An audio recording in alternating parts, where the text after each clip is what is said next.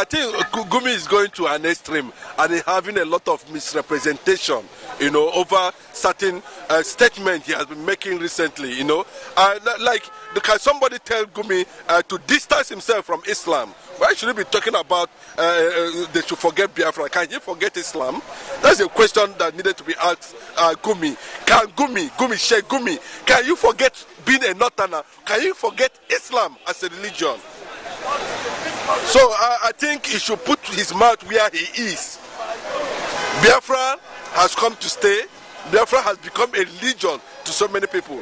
Biafra has become, a political theorist to so many. Biafra has become a study for revolution. Biafra has become a study for justice. Biafra has become a study, for sovereignty all over the world. Everywhere you go today, people are speaking and talking about Biafra. So for him to tell us, to say that to Simon Ekpa, I think, that's one thing. Those kind of people should know that they do not belong in civilization anymore. Where they belong is, ancient era, where maybe they are still using a stone to uncover light. At the end of the day. So Gumi should distance himself completely, because at this moment in time now, the children of your press have grown and they are beginning to ask questions, the direction and the will of certain things that have been done against a people who just ask for, confederation. How does that become a crime? And that is why a lot of them now are even accusing Tinubu that is another Aburi we stand, because he simply said he is moving towards what they call regionalism. So you can see the mindset of Northerners are too myopic, to align with the will and the policies and the direction of the Biafrans, as the case may be. We're able to discover our DNA on time and know very well that at every point we were and every place we find ourselves, we begin to illuminate. No matter how difficult it is, that is why it looks like every other person is still focusing on the tribe called Biafrans. So Gumi should understand that in 1967 we know what happened. Till date, Igbo man has never become a president, and if they feel that having sovereignty of Biafra is going to create uncertainty, of course we have understood it the way and manner the oligarchy in the north works. Then we know that they do not know how to separate religion from politics, and the Biafrans are ready to defend any form of invasion if they're able to gain sovereignty, and will question the identity of anybody, in any disguise that want to infiltrate our land at the end of the day. We will not tolerate what is happening anywhere in the world where terrorists will come in and begin to cause unnecessary insecurity. If that is their target, that if Biafra goes, they will have a way of using whichever means, to cause trouble in Biafra land. Of course, they will stand to regret. And for their information, what is happening in Gaza currently now will be a child's play. I can tell you that. Biafra is not going to be like a banana island like Nigeria, a zoological country, where there is no law and there's no order. A nation where people has lost direction. A nation where the leaders themselves, are swimming in darkness, and pretending to be in light. So the Biafra is not going to experience any form of rubbish leadership at the end of the day. Nigeria is a regret to anybody. Go and check the history from beginning to date.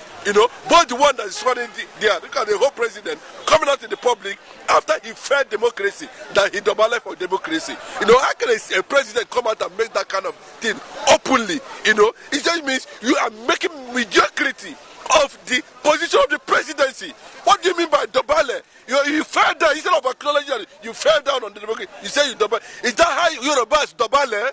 Please, there's no synergy at all.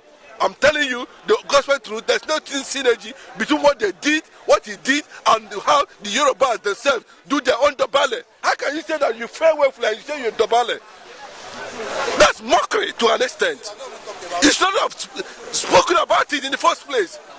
You understand? So what that tells you, that it gives you an insight of the kind of mentality leadership has in this country. They do not respect anything about the citizens. They do not have the image, of projecting that position very well, and that is why they run the government of Nigeria anyhow it pleases them. So Sheikh Gumi should be called to order, and of course the IPOB should not waste time in reacting to his statement that Igbo should forget about Biafra. Him too should forget about Islam, forget about being a northerner. I think he will then forget being having relationship with Boko Haram, a negotiator with the deadliest group in the world. How can you say we should forget IPOB when we are already IPOB? What they are trying to tell us is that we should forget our identity. Then we begin to question, where are you coming from? We know the history of your Osman Dafodio. We know how the Hausas, the indigenous people of northern Nigeria, the upland, is preparing against the wicked and senseless domination of the Fulanis in the north. Obasanjo has come out to say it openly, thanks to that number, that the Fulanis are not indigenous people of Nigeria. So what's the fuse? You establish emirs everywhere, and what have they produced? 0/0.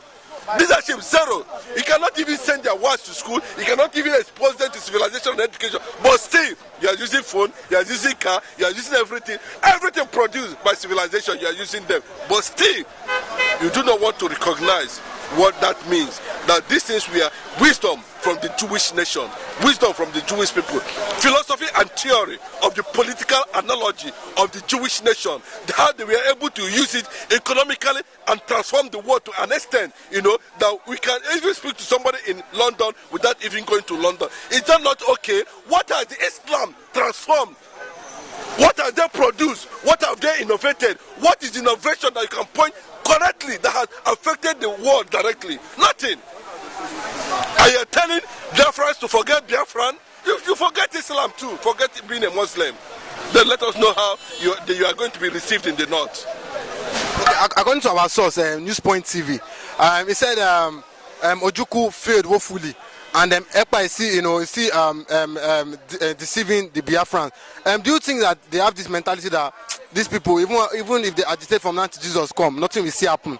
Bros, let me tell you completely, that they are still living in the past. One, Ojukwu did not fail because Ojukwu successfully established the name, established a movement, established the spirit, established the religion, established the race, giving the race the first ever identity in the world. They don't know the history of Biafra. I said it, Renan Mokrim was mocking me, and I think maybe by now Renan Mokrim would have come to his senses, and understand what Biafra actually stood. So if we could not to run on that package, we know the era where the European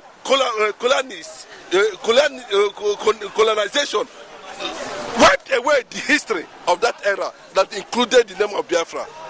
But Ojukwu went to school, he studied history, he knows that there were traces, of a certain Hebrew blacks, that were called Biafrans, that existed as at that time. And that was why, if you still go to, presently as I'm talking to you, the Gulf of Guinea, the boundary between Ethiopia and the Gulf of Guinea, you still find Biafra, the tribe there named Biafra, according to Portuguese name. You still find bite of Biafra. There was a time the bite of Biafra was missing in the map.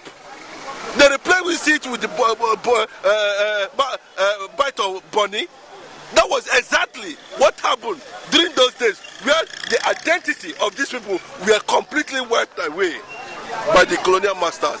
The reason why they did that, nobody has ever to come out to tell us the reason why they did that. The Biafra name is as old as the earth.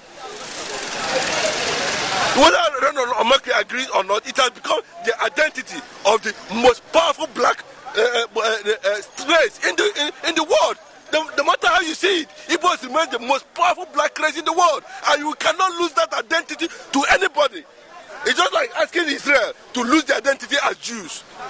It's not possible. We're not going to take that. Nobody's going to take that.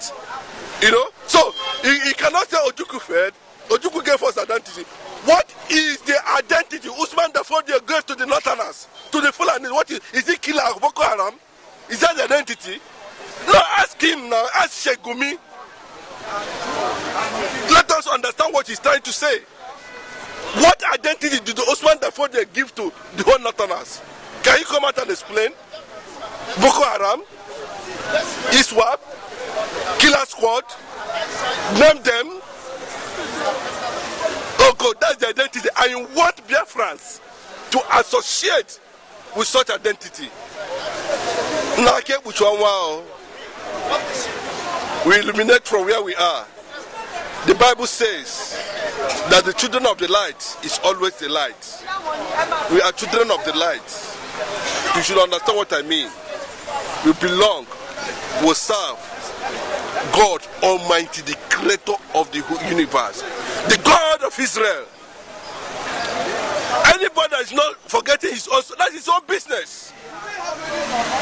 Biafra name is the first name, kingdom that ever exists on earth. Go and look at what the Portuguese said.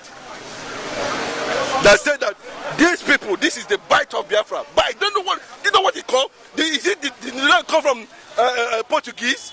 It did not come from the Portuguese. They went and did a lot of research and find out that there was a name somewhere, a kingdom that existed called Biafra before it was being wiped away from the world map. And it was traced to the children of Jacob. Either by omission or commission. It is in the DNA. The first business recognized by God Almighty on earth is buying and what? Selling. Go and check the history. Buying and selling was the first business that was recorded in the Bible. Was the first science that was recorded in the Bible. Was the first innovation that was recorded in the Bible. Exchange is exactly what the Bible encourages. And if you're on the course of trying to transact, listen up, that the God of the East is the God of nature. So you cannot take it away. When you are trying to brainstorm in trials, you acquire wisdom. You meet different brains. Coupled with the support of the divinity, the Igbos were picking nylon on the streets after the war. There was no opportunity for anything, even though they knew that Igbos were actually pesetas in all ramifications. They set the pace for independence in Africa. Can't take that away. Maybe then Gumi will still have been the sucking his mother's breast. Most of them have breakthrough the Guinness Book of Record. Most of them are standing professionals. Most of them are political theorists. They prove it from time to time. How can you say a man should forget his identity? So you can see the scenario they are projecting has come to the extent that the consciousness of every IPOB, both within and outside, have understood that extermination is no longer possible. The days where the Biafran blood is being shed is over. I'm sorry, whether they like it or not, it has gone and has gone for them. This time around, God will give us that grace to continue to build capacity, because we are building capacity already. You know, when it comes, I tell you, if you read the Revelation of Daniel very well, you discover where it's been talked about a kingdom that is going to emerge from the black nation, from the black continent, from the black Africa. A prince is going to lead. See, bros, it's not about, you know, what is being done. It's about, you know, what divinity has to offer. The God of Israel is the God of the East. Anything that has to do with the East, it comes with strength, it comes with illumination, it comes with light. So we find ourselves in an atmosphere of uncertainty, and we create certainty. We move according to what we intend to achieve it. And every Igbo man is a Republican. Every Igbo man, wherever they are, whether the one that is born and the one that is not born, is a Republican. This naturally is in the DNA. So he cannot question the sources. Okay, is it more cerebral than Woloshenka that told the whole world that Biafra has come to stay? Biafra is in the mind of every Nigerian, including the governors, including the senators. There's no senator you mention in Nigeria today that will tell you that he does not, there's no history, there's no Nigeria without Biafra. Forget what is happening in Lagos State, forget the reservation that have been thrown up and down, forget the manipulation, but you can see this is the former capital of Nigeria. They deliberately marginalized the entire eastern Nigeria because of the fear of domination, but it's not true.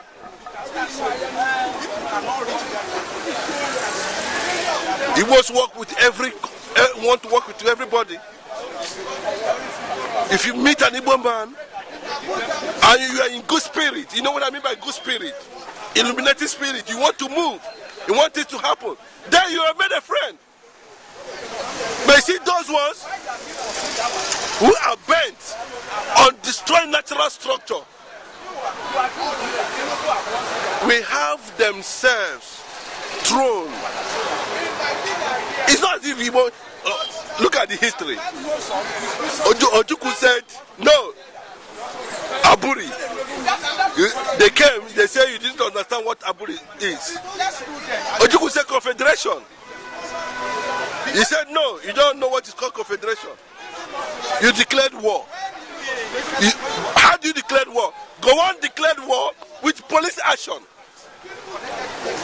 On that point, he created 12 states. When you know that it was a region.